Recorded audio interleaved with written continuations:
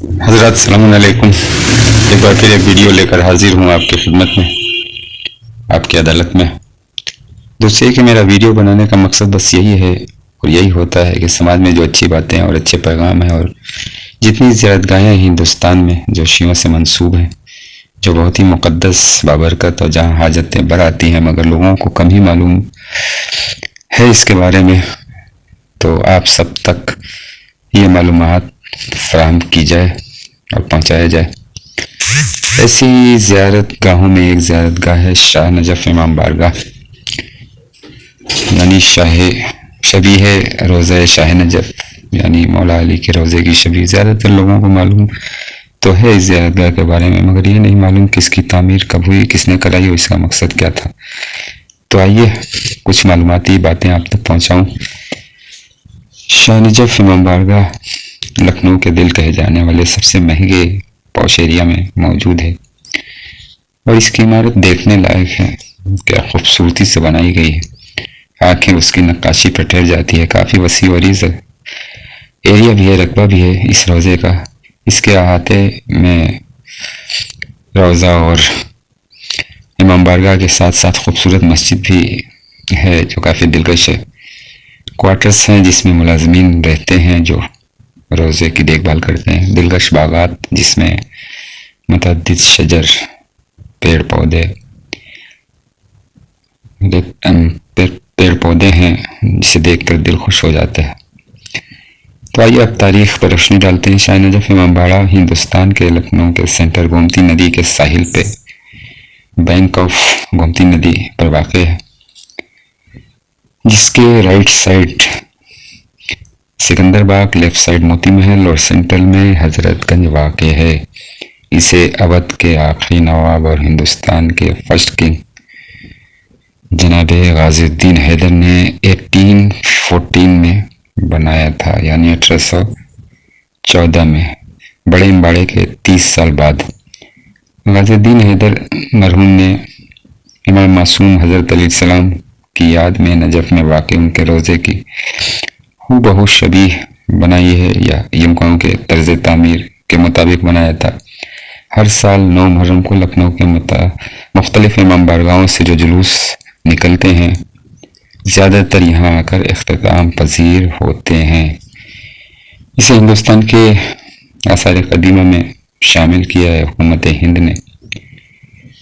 شاہ Najaf امام باڑے کے بیچ والے کمرے میں حضرت علیہ السلام کی زری شانشین پر رکھے علم، خوبصورت علم، تعزیہ اور جھاڑ فانوس تو دیکھنے بنتے ہیں۔ کیا خوبصورت، بہترین، نفیس جھاڑ فانوس ہیں جو پرانے زمانے کی کہانی بیان کرتے ہیں۔ شیشے کی اشیاء، تصاویر، اور سب سے نایاب چیز ہے حضرت علی علیہ السلام اور امام جعفر صادق علیہ السلام سے منسوب خطوط کی نقل وہاں موجود ہے۔ تو جہاں ہمارے اماموں کی خطوط کی نقل موجود ہو وہ کیسے بابرکت نہ رہے، اور وہاں منتیں کیوں نہ پوری ہو۔ 1857 میں اسی امام باڑے میں مجاہد آزادی اور انگریزوں کے درمیان جو جنگ ہوئی، تو قریب 1 سال تک وہ جنگ چلتی رہی اور ہمارے سپاہیوں نے بھرپور مقابلہ کیا، لیکن چونکہ تعداد کم ہونے کی وجہ سے، اسلحہ کم ہونے کی وجہ سے یہ جنگ وہ ہارے، اور دوبارہ انگریزی حکومت نے اس پر قبضہ کر لیا، اور جتنے بھی قیمتی اشیاء، سونے چاندی کی زری، قیمتی نگ جو زری میں جڑے ہوئے تھے، لوٹ کر اپنے ملک انگلینڈ لے گئے۔ تو اب جب امام باڑے میں داخلہ کرتے ہیں تو اس کے 3 دروازوں کو عبور کرنا پڑتا ہے، پھر داخلہ ہوتا ہے۔ پہلے دروازے پر 2 شیر ہوتے ہیں جو مولا علی کے اسد اللہ لقب کی یاد دلاتے ہیں۔ یہ دروازہ لبِ سڑک ہے۔ دوسرے گیٹ پہ لا فتح اللہ علی، لا سیف اللہ ذوالفقار، اور تیسرے دروازے پر شبیہ روضہ نجف اشرف درج ہے۔ امام باڑے کے مغرب میں ایک شاندار مسجد ہے۔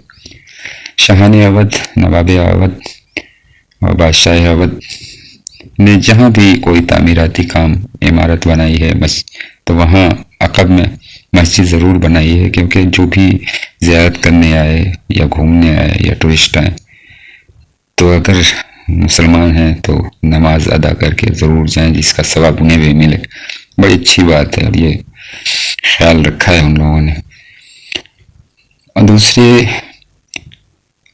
قدم رسول صلی اللہ علیہ وسلم کے نام سے ایک عمارت بھی ہے وہاں پہ، جہاں پیغمبر صلی اللہ علیہ وسلم ہمارے محمد مصطفیٰ صلی اللہ علیہ وسلم سے منسوب ایک نقش بھی تھا، اور کافی عرصے تک وہ نقش تھا، لیکن 1857 کے جنگ کے بعد وہ نقش بھی مٹ چکا ہے، مٹا دیا گیا ہے. تو یہ تھا آج کی چند معلوماتی باتیں، یہ تھی. پھر انشاءاللہ اگلے ویڈیو میں ملتے ہیں. خدا ہمیں ان امام بارگاہوں، شبیہوں اور اسلامی آثار کو محفوظ اور ان کی اہمیت سمجھنے کی بھرپور صلاحیت و توفیق عطا فرمائے. الہی امین. والسلام. سید ریاض علی، ریاض بھی پوری.